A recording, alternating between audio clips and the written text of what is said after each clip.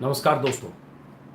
आज का विषय जो अभी का है, जो सबसे अहम है, हाँ, जो मैंने आपको बताया कि जो एक प्रधानमंत्री मोदी ने कल के भाषण में कहा था कि 20 अप्रैल से देश के कुछ इलाकों को छोड़कर जो लॉकडाउन में हॉटस्पॉट बन चुके हैं, उन इलाकों को छोड़कर बाकी देश के हिस्सों में सशर्त शर्तों के साथ कुछ छूट दी जाएगी। ऐसी छूट जिससे लोगों की जिंदगी में जिनको बहुत तरह की परेशानियां हैं या स्वास्थ्य सुविधाओं का सवाल है या कुछ जरूरी चीजें, उसमें छूट दी जाए।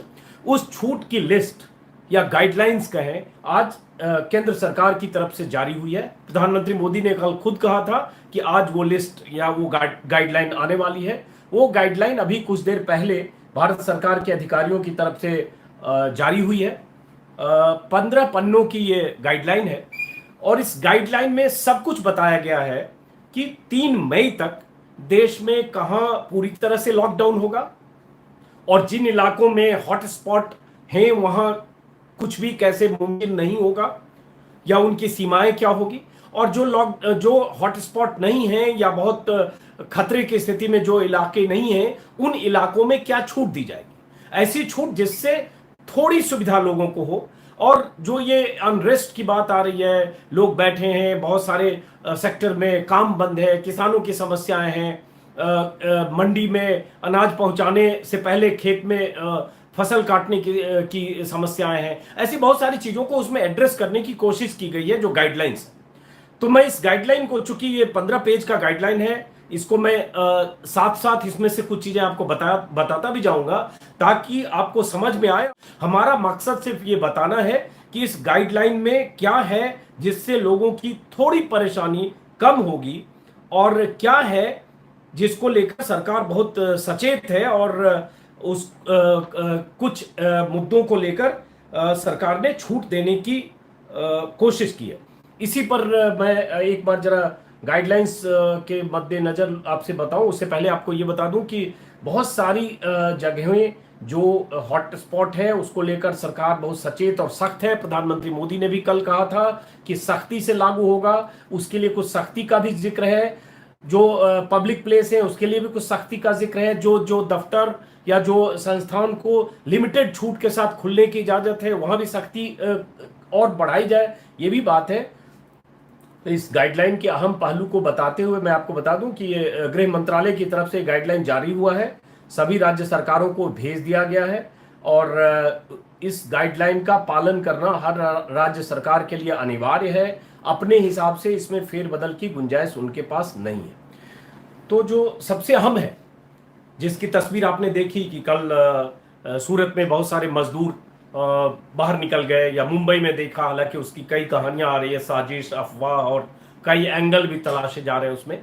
बहुत सारे लोगों के खिलाफ कहा जा रहा है 1000 लोगों के खिलाफ FIR हुआ है, जिसमें एक शख्स है जो फेसबुक पर लोगों के लिए कह रहा था कि घर अगर जाने की इजाजत नहीं मिली तो मैं उनके लिए बसों का इंतजाम करूंगा। लेकिन विषय से भटकते न भटके, इसलिए मुद्दे पर रहते। तो एक तरह से लॉकडाउन ट्रांसपोर्ट का, पब्लिक ट्रांसपोर्ट का लॉकडाउन पूरे देश में बरकरार है। ट्रेन, फ्लाइट, बसें, वो सब नहीं चलेगी, वो पूरी तरह से एज इट इज 3 मई तक है। लेकिन जहां छूट मिली है वो मैं पहले बताता हूं और उसके बाद जहां नहीं मिली है वो बताता हूं, क्योंकि बहुत सारे लोगों की दिलचस्पी होगी कि छूट क्या मिली। तो वो जो पहलू है वो मैं बताता हूं। जो छूट मिली है उसमें एक तो गाइडलाइंस को लेकर है ही कि सख्ती से गाइडलाइन को लागू किया जाएगा। लेकिन बहुत सारी चीज़ों में छूट मिली, जैसे हालांकि वो भी अभी स्वास्थ्य सेवाएं पहले से, अस्पताल, नर्सिंग होम, क्लिनिक और जो दवा की दुकानें हैं वो पहले से खुली थी, लेकिन अगर कहीं बंद भी है तो वो खोली जाएगी। डिस्पेंसरी, केमिस्ट, फार्मेसी, ये सब होगा। Pharma, medical research lab, veterinary hospital, dispensary, ये सब खुली रहेगी। दवाओं की बिक्री, एम्बुलेंस सहित मेडिकल हेल्थ इंफ्रास्ट्रक्चर पूरी तरह से खोलने की कोशिश होगी। हाँ, एक चीज जो ये बात थी कि किसान बहुत परेशान थे और किसानों की परेशानी की सबसे बड़ी वजह यह है कि फसल खेतों में है, अभी फसल की कटाई का मौसम है, पंजाब में भी और दूसरे राज्यों में भी। मजदूरों की भी दिक्कत है। तो किसानों के लिए सुविधा है कि उनको छूट दी गई है कि किसान और खेती में काम करने वाले लोगों को काम करने की सुविधा होगी। साथ में मंडी तक उनके अनाज पहुंचाने और उसके बिक्री की व्यवस्था करने की भी बात की गई है, क्योंकि ये एक बड़ी समस्या थी। जो एजेंसी एग्रीकल्चर प्रोडक्ट प्रोक्योर करती है एमएसपी ऑपरेशंस के तहत, मिनिमम सपोर्ट प्राइस के तहत, उन एजेंसियों को काम करने की छूट होगी। जितनी मंडी मार्केट कमेटी है उनके द्वारा नोटिफाइड जो मंडियां हैं वहां पर फार्मर्स और ग्रुप ऑफ फार्मर्स, सहकारी समितियां जो हैं या विलेज लेवल पे, उनको मार्केटिंग और अपने फसल या अपने जो भी उनका प्रोडक्ट होगा उसको बेचने और उसको बाजार में भेजने की सुविधा होगी। एग्रीकल्चर मशीनरी की दुकानें बंद होगी, खुली होगी, माफ करें, खुलेंगी। जो स्पेयर पार्ट्स है, क्योंकि बार बार ये कहा जा रहा है कि स्पेयर पार्ट्स या दुकानें बंद हैं, तो फिर अगर एग्रीकल्चर के किसान काम भी करना चाहते हैं तो उनके लिए सुविधा है। मैन्युफैक्चरिंग, डिस्ट्रीब्यूशन और रिटेल ऑफ फर्टिलाइजर, पेस्टिसाइड और बीज, इसकी दुकानें खुली होगी। Movement, inter and intra state harvesting and, हाँ, एक ये बात आ रही थी कि जो उत्तर प्रदेश के लिए भी और दूसरी जगह के लिए भी, बिहार के लिए भी, कि बहुत जगह अब किसान जो फसल की कटाई में और उसकी आगे उसको बाजार तक भेजने के बीच मशीनों का बहुत इस्तेमाल करते हैं, और उसमें मशीनों का जो ट्रांसपोर्टेशन है बहुत बड़ी समस्या थी कि अगर पंजाब से मशीन आनी है, बिहार जानी है, या बिहार से यूपी जानी है, यूपी से कहीं जानी है, तो मशीनों का, उस तरह की मशीनों की आवाजाही की छूट मिल गई है। मछली पालन और ये सब में तमाम तरह की छूट है, क्योंकि वो मछुआरों से जुड़ा हुआ मामला है। Operations of T, coffee, rubber plantation में छूट मिली है, इस सेक्टर में मिलेगी, लेकिन उसमें है 50% से ज्यादा मजदूर ना हो वहां पे, 50 मैक्सिमम 50% वर्कफोर्स के साथ। एनिमल हस्बेंड्री में छूट मिली है। फाइनेंशियल सेक्टर में ऑब्वियसली जितने बैंक्स हैं और banks, IT vendors, banking operation से जुड़े हुए लोग, ATM operation, cash management agencies, इन सबको छूट मिलेगी। Bank branches be allowed to work as per normal working hours till disbursal of DBT cash transfer is complete. Local administration को adequate security देनी पड़ेगी बैंक ब्रांच और इन सब के लिए, ये छूट मिली है। सोशल सेक्टर में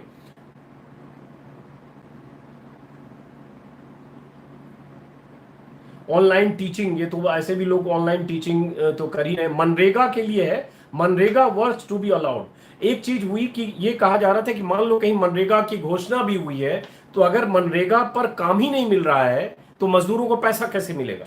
तो ये कहा गया है कि MNREGA works are allowed with strict implementation of social distancing and face mask और सोशल डिस्टेंसिंग का पालन करते हुए मनरेगा में जो मजदूर काम करते थे, मनरेगा को परमिट किया जाएगा, ताकि एक जो स्थिति है कि मजदूर कहीं फंसे हैं और उनकी आमदनी भी बंद है और उनका मूवमेंट भी बंद है, उसको सुविधा मिलेगी। Priority to be given under MNREGA to irrigation and water conservation. Irrigation मतलब वाटर कंजर्वेशन और सिंचाई, इसमें मनरेगा के मजदूरों को प्राथमिकता मिलेगी। पब्लिक यूटिलिटीज, जो तेल और गैस सेक्टर है, रिफिलिंग के सेक्टर है, ट्रांसपोर्टेशन, डिस्ट्रीब्यूशन, स्टोरेज और retail product, petrol, diesel, kerosene, CNG, LPG, इन सबको छूट मिलेगी। पावर जनरेशन और पावर ट्रांसमिशन, पावर डिस्ट्रीब्यूशन को छूट मिलेगी। Postal service including post office ये खुलेंगे। Operations of utilities in water, sanitation, waste management sectors ये सब खुलेंगे। मतलब लोकल बॉडी जो स्टेट में म्युनिसिपल बॉडीज काम करती है वो सब काम करेगी। इसमें बहुत सारे मजदूरों को, बहुत सारे ऐसे लोगों को रोजगार जिनको नहीं मिल रहा, क्योंकि बहुत जगह ठेके पर काम होता है, ठेकेदार कॉन्ट्रेक्चुअल लेबर रखता है, उन सबको रोजगार के अवसर इसमें मिल सकते हैं। Movement, loading, unloading of goods, cargo is allowed under all goods traffic will be allowed. जो गुड्स की ट्रांसपोर्टेशन के लिए, सामानों के ट्रांसपोर्टेशन के लिए जो यातायात के साधन हैं वो चालू किए जाएंगे। इसमें भी कुछ लोगों को रोजगार मिलेगा ट्रांसपोर्टेशन में, और सामानों की आवाजाही से अगर कुछ किल्लत है, प्रोडक्ट फंसे हैं कंपनी ने या अलग अलग तरह की जो कंपनियां हैं उसके प्रोडक्ट उनके गोडाउन में पड़े हैं, तो उनको ट्रांसपोर्ट करने की गुंजाइश होगी, ये छूट मिलेगी। Supply of essential goods,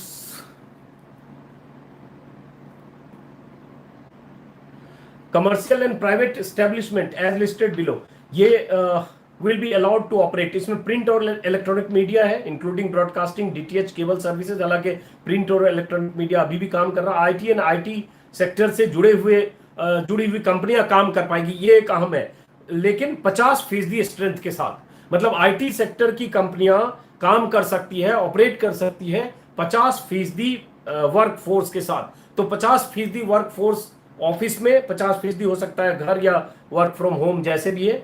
data and call centre activities for government activities, data and call centres for government activities वो चालू होगा। Government approved common service centres and gram panchayat level, ये चालू। ई कॉमर्स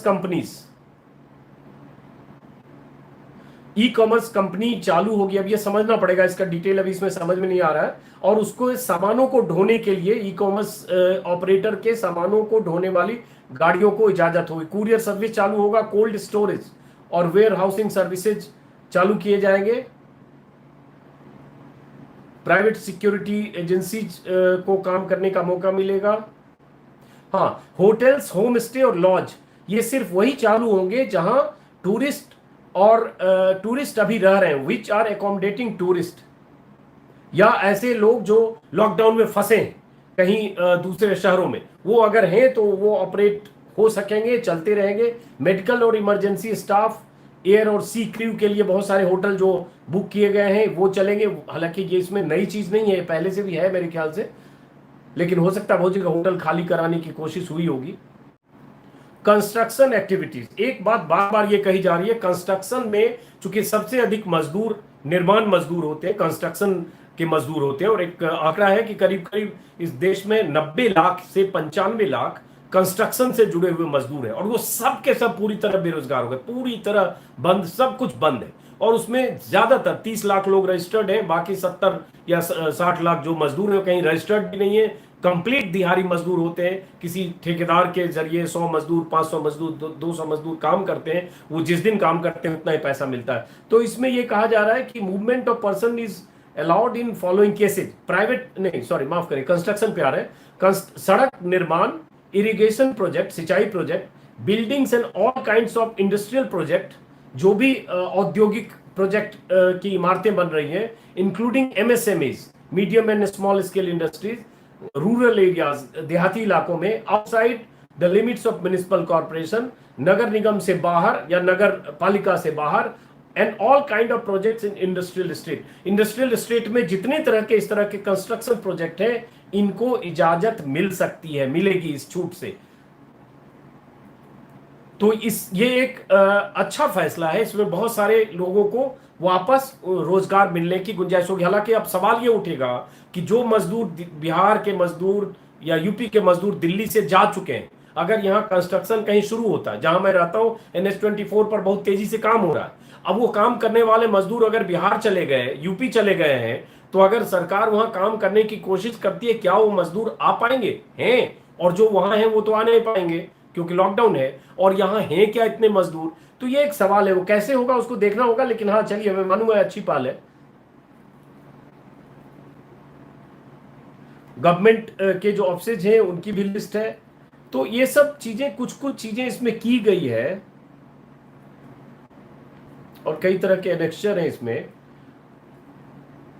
पब्लिक स्पेस पर कुछ सख्ती की बात है, जिसमें कंपलसरी है पब्लिक स्पेस पर और वर्क प्लेस पर माफ करें, पब्लिक प्लेस और वर्क प्लेस पर कंपलसरी है फेस मास्क। या फेस मास्क लगाइए, या जैसे गमछा लगाइए, कुछ भी तौलिया लगाइए, कुछ भी करिए, लेकिन मास्क लगाइए। कल प्रधानमंत्री भी अंगोछा टाइप का उन्होंने डाल रखा है, बिहार में हम लोग इसको गमछा बोलते हैं। जो भी पब्लिक प्लेस पर या वर्क प्लेस पर जो है, जो लोग वहां काम कर रहे हैं या अधिकारी हैं, वो उनके लिए ट्रांसपोर्ट भी इंश्योर करेंगे, लेकिन सोशल डिस्टेंसिंग के साथ। उनको पिकअप ड्रॉप के लिए अगर है तो सोशल डिस्टेंसिंग के साथ, as per the guidelines issued by ministry of health and family welfare. No organization manager of public place shall allow gathering of 5 or more public place पर कहीं भी 5 से ज्यादा लोग जमा नहीं हो सकते। तो ये सब बहुत ऐसी चीजें। हाँ, थूकने पर जुर्माना होगा, ये थूकने को लेकर बहुत विवाद भी इधर हुआ है। और ऐसे भी आप अगर कहीं थूकते हैं, ये देश में गुटखा बहुत बड़ी समस्या है, लोग गुटखा खाते हैं और जहां भी मौका मिलता है वहां थूकते हैं। मैंने 20 साल संपादक रहते हुए 22-25 साल देखा है, बहुत कोशिश की अपने दफ्तर में कि गुटखा मुक्त करें, हो नहीं पाया। अगर दफ्तर में कोशिश की तो वॉशरूम में लोग चले जाते हैं, पूरा का पूरा डस्टबिन गुटखे से भरा होता है। बहुत तरह के हमने नोटिस निकाला, समझाया, बुझाया, प्यार से पुचकार से, आदत छोड़ते नहीं। पता नहीं वो गुटखा वाले अभी क्या क्या कर रहे होंगे। लेकिन आज की तारीख में कोरोना के लिए जो सबसे संक्रमण का खतरा है वो मुंह से निकली हुई चीजों से है। तो जाहिर है गुटखा को लेकर, मतलब थूकने को लेकर जुर्माने का प्रावधान है। There should be strict ban on sale of liquor, gutkha, tobacco. Strict ban है। Spitting should be strictly prohibited. तो कहीं भी थूकते हैं उस पर पाबंदी है, और गुटखा, तंबाकू और लीकर पर कंप्लीट बैन है। सभी जो वर्क प्लेस हैं वहां टेम्परेचर स्क्रीनिंग की व्यवस्था और उसका इंतजाम होना चाहिए, ये सख्त एक आदेश है। तो ये सब है। और इसके अलावा इसमें क्या पनिशेबल ऑफेंस क्या क्या है, ये सब भी कुछ बताया गया है। तो मेरे ख्याल से मोटे तौर पर यही है। अब मैं अगर इसको देखूं कि इससे बहुत कुछ बदलने वाला है तो वो मुझे नहीं दिख रहा है। किसी भी काम कर सकेगा मुझे लगता है ये होगा, क्योंकि अगर बैंकों की सुविधा दी गई है तो है। और एटीएम वगैरह के खुलने की तो बात है ही, सिलाई की कंपनियां खुलेगी, अमन सिद्दीकी, मुझे इस पे संदेह है। लेकिन एमएसएमईज अगर कुछ खुलती है तो वहां अगर उनका काम होता है तो हो सकता है उनको इजाजत मिले, लेकिन ऐसे मुश्किल है। एग्जाम तो बिल्कुल नहीं है राजेश कुमार, सारे शैक्षणिक संस्थान बिल्कुल बंद है, बिल्कुल बंद है। तो इसलिए कोई इम्तहान, स्कूल, कॉलेज, ये सब उस नोटिफिकेशन में बंद है। तो इसलिए वो जैसी स्थिति है अभी आज की तारीख में, ऐसी स्थिति 3 मई तक तो है। तो इसलिए ऐसी कोई बात नहीं है। स्टील इंडस्ट्री ओपन होगा क्या? अब ये सब छोटी छोटी चीजें हैं जो शायद इससे पता नहीं चल रहा, लेकिन इंफ्रास्ट्रक्चर पे अगर कुछ खुल रहा है, अगर सड़क निर्माण हो रहा है, उसमें भी स्टील लगता है, उसमें लोहा लगता है, उसमें बहुत सारी चीजें लगती है। तो ये देखना होगा कि उससे जुड़ी हुई जो प्लांट है, जुड़े हुए प्लांट है, खुलेंगे क्या। उसमें एक बात और है कि वो अलग अलग राज्य सरकारें भी शायद उस दिशा में कुछ केंद्र से कोऑर्डिनेशन के बाद कुछ ऐसी चीजें कर सकती है, ऐसे फैसले कर सकते हैं जिसके बारे में अभी आकलन करना ठीक नहीं होगा, हमें इंतजार करना चाहिए। हाँ, ट्रक्स चलने लगेंगे ये पूछ रहे हैं। ट्रक सिर्फ जो सामान ढोने वाले ट्रक हैं वो चलेंगे, इसेंशियल जो सामान है, प्रोडक्ट ढोने वाले अभी कम है, उनको ज्यादा छूट मिलेगी, वो चलेंगे। ट्रांसपोर्टेशन की सुविधा जाएगी। ट्रांसपोर्टेशन किस तरह की ट्रांसपोर्टेशन? पब्लिक ट्रांसपोर्टेशन तो पूरी तरह बंद है, तो वो तो भूल जाइए।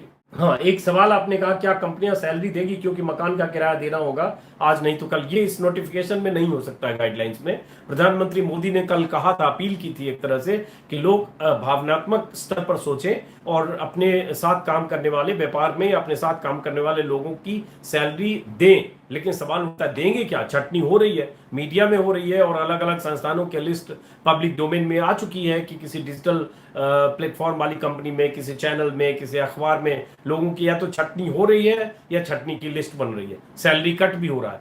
और मीडिया का ये हाल है, वही हाल बाहर की दुनिया का है। तो इसलिए ये कहना मुश्किल है कि क्या होगा। और एक बात और जो अभी मैं खोज रहा था, इससे समझना पड़ेगा कि जैसे बिजली और मोबाइल ऐसी चीज जो खराब है, उसको ठीक करने के लिए क्या छूट दी गई, अभी मैं पढ़ रहा हूं, अभी मुझे मिला नहीं। लेकिन मैं कहीं खबर देख रहा था कि मोबाइल, एसी और इस तरह की चीजों के रिपेयर की छूट और सुविधा मिली है। सिर्फ एक जानकारी के लिए बीच में बता दूं कि आज ही एक इकोनॉमिक टाइम्स में खबर छपी है कि 5 मिलियन मोबाइल, मतलब 50 लाख मोबाइल, 70,000 रेफ्रिजरेटर, 50,000 टीवी और 30,000 वॉशिंग मशीन, ये सब खराब है जो रिपेयरिंग का इंतजार कर रहे हैं। हो सकता है एसी, फ्रिज और वॉशिंग मशीन बहुत सारे जो देश में मजदूर और गरीब लोग हैं उनके लिए मायने न रखता हो, लेकिन ये संख्या बहुत ज्यादा है क्योंकि गर्मी का मौसम है। जिनको एसी में रहने की आदत है, जो एसी में रहते हैं दिल्ली, मुंबई, बड़े शहरों में, छोटे शहरों में, उनके लिए थोड़ी मुश्किल होगी। अब वो इसमें किसी जगह खबर देखी कि ये सुविधा इसको छूट दी जाएगी। अभी मुझे मिला नहीं, मैं उसको पढ़ रहा हूँ, 15 पन्नों को, मिलेगा तो मैं बताऊंगा। लेकिन एक बार फिर से डेटा बता दूं, 50 लाख मोबाइल फोन को रिपेयर और सर्विस करने की जरूरत है। मेरा भी मोबाइल टूट गया था परसों, और 2 दिन से मैं बहुत परेशान था। कल मैंने किसी दोस्त के मोबाइल से मैंने लाइव किया, और आज कहीं से मोबाइल मैंने जुगाड़ किया, एक तरह से कहें तो ये सुविधा मिलेगी तो अच्छी बात है। हाँ रोहित, आप पूछ रहे हैं गरीब मजदूरों को उनके पहुंचाने के उपाय किए जा सकते हैं। अभी तो मुश्किल है। अब लॉकडाउन की सिचुएशन में इसलिए मुश्किल है कि सरकार ने लॉकडाउन का अगर ऐलान किया है, उसका पालन करना ही पड़ेगा, क्योंकि सवाल 1000, 10,000, 1 लाख या 2 लाख मजदूरों का नहीं है, सवाल लाखों मजदूरों का है। हो सकता है करोड़ों मजदूरों का होगा जो अलग अलग राज्यों में हैं, क्योंकि वहां वो काम करते थे। तो एक साथ अगर कहीं छूट मिलती है तो ऐसे करोड़ों लोग एक साथ जाना चाहेंगे स्टेशन, और बस अड्डे पर भीड़ होगी, तो इसलिए वो भूल जाइए, वो नहीं होना है।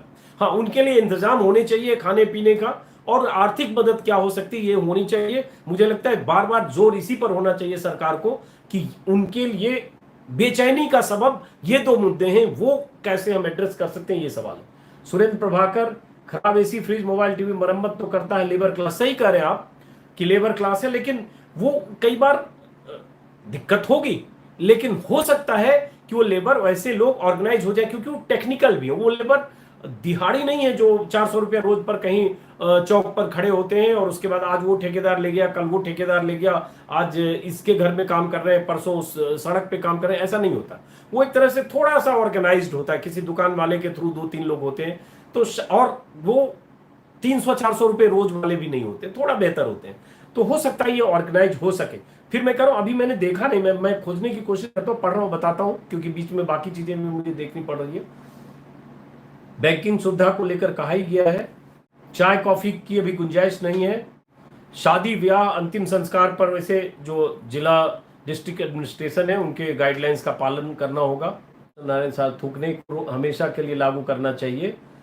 हाँ, इस वायरस से नहीं रोकना जोड़ना चाहिए, जैसे अन्य देशों में रोके। सही बात है रोशन, बहुत अहम बात कर रहे हैं, मैं इससे सहमत हूं कि थूकना इस देश की सबसे बड़ी समस्या है। अभी तो छोड़िए, कुछ लोगों पर थूकने का इल्जाम लगा। आप बिहार यूपी के शहरों में जाइए, किसी सचिवालय में जाकर देखिए, उसकी गैलरी में, पैसेज में, सीढ़ियों में क्या हाल लोग करते हैं। और तो और हमारे न्यूज रूम में जो बहुत ही एडवांस न्यूज इन्वायरमेंट होता है, पढ़े लिखे लोग होते हैं, जहां भी मौका देखते हैं वहीं थूकते हैं। वॉशरूम का तो डस्टबिन, यहां तक कि न्यूज रूम में जहां लोग बैठते हैं उसके नीचे जो डस्टबिन होता है उसमें थूक करके कागज से ढका होता है।